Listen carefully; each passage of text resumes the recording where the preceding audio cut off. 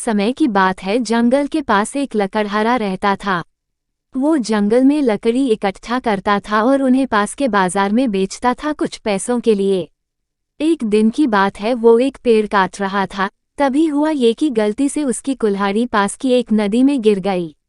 नदी बहुत ज्यादा गहरी थी और वास्तव में तेजी से बह रही थी। उसने बहुत प्रयत्न किया अपने कुल्हाड़ी को खोजने की, लेकिन उसे वो वहां नहीं मिली।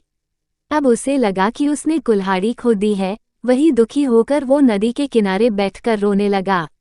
उसके रोने की आवाज सुनकर नदी के भगवान उठे और उस लकड़हारे से पूछा कि क्या हुआ।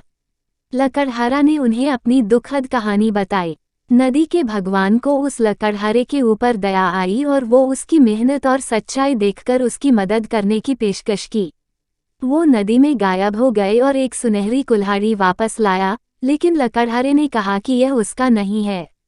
वो फिर से गायब हो गए और अब की बार उन्होंने चांदी की कुल्हाड़ी लेकर वापस आए, लेकिन इस बार भी लकड़हारे ने कहा कि ये कुल्हाड़ी उसका भी नहीं है। अब नदी के भगवान पानी में फिर से गायब हो गए और अब की बार वो एक लोहे की कुल्हाड़ी के साथ वापस आ गए। लकड़ी का कुल्हाड़ी देखकर लकड़हारा मुस्कुराया और कहा कि यह उसकी कुल्हाड़ी है। नदी के भगवान ने लकड़हारे की ईमानदारी से प्रभावित होकर उसे सोने और चांदी की दोनों कुल्हाड़ियों से भेंट किया।